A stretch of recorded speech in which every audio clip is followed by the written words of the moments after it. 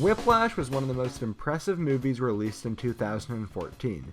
Visually, it was nothing short of great. The performances were hauntingly realistic, the editing is great, and all around, this is a very impressive movie. Today we are going to be comparing and contrasting techniques that the film's director, Damien Chazelle, uses to show emotion, power, and overall create a nerve-wracking cinematic moment. At this point, I'm issuing a spoiler warning. If you have not seen Whiplash, check it out before watching this video. We are going to be looking at two scenes in the film. The first happens pretty early on in the movie, which Andrew attends his first day in Fletcher's class. The other involves minimal drumming and instead follows Andrew when he realizes he has left his drumsticks behind and has to travel to get them.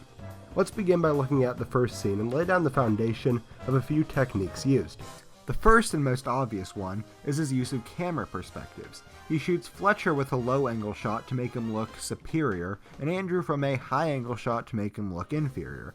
Neither of these are very pronounced. It's very subtle, and when you compare it to some of the extreme examples throughout film, it really falls short.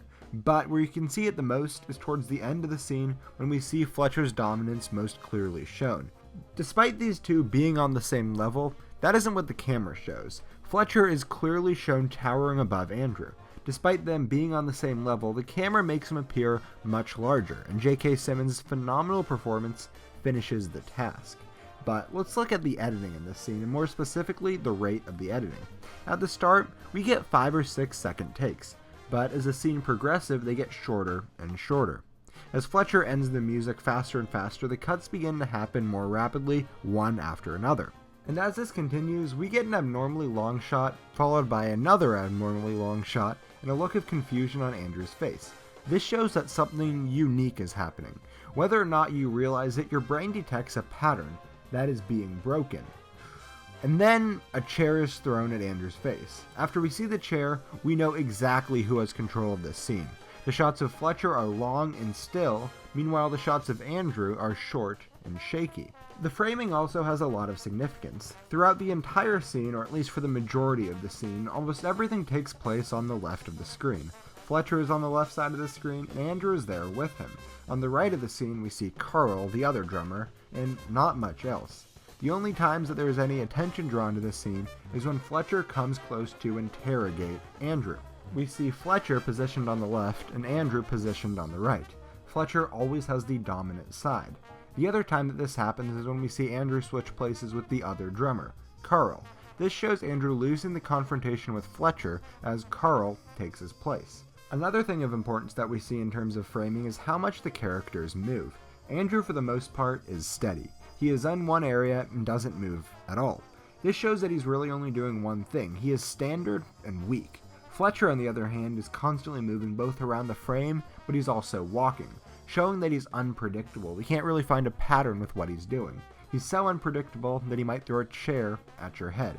Moreover, it shows how easy it is for Fletcher to control Andrew. Let's move on to the second scene, and the first thing we notice is that Andrew is taking control, or at least isn't letting Fletcher have it. Both characters are shot from low angles, and these are two powerful people back at it. And yet, despite it being obvious from the dialogue that Fletcher is in charge, Andrew doesn't realize that.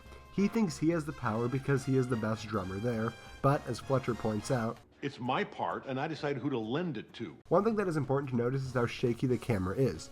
Both characters are on edge. Earlier, Fletcher was shot nice and steady, but now there is a wiggle on both ends. And as Andrew gets his sticks, we get a loud sound mixing and editing with very fast cuts, and shaky cinematography. In fact, the only long take in this scene still feels rapid as the camera pans to the GPS and back to Andrew. For one of the first times in the movie, we get music that isn't actually being played by someone on screen. This scene has a frantic score behind it and really helps speed up the pace. And then everything goes quiet as he's hit by a bus. The camera was jittery before, but now it's shaking. Quick note, this is how to use shaky cam. It doesn't disguise anything that's going on, but instead allows the audience to feel what the characters are feeling. When Andrew starts to play music, he is bad. By the time the song ends, Andrew is back to being shot at a high angle.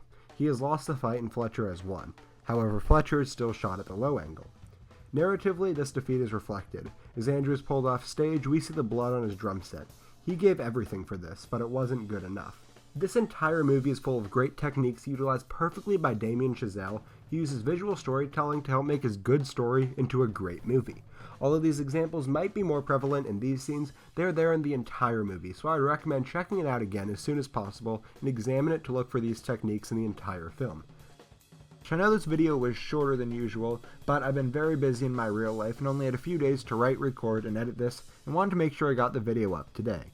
I've already just started work on my next video, which is going to be a dissection of Martin Scorsese's Hugo. That video is on the right, and that's going to be out next week. On the left is going to be my last video, in which we looked at Jurassic Park. Check out either of those if you like, leave a like if you enjoyed, and subscribe so you can join me next time. Thanks for watching.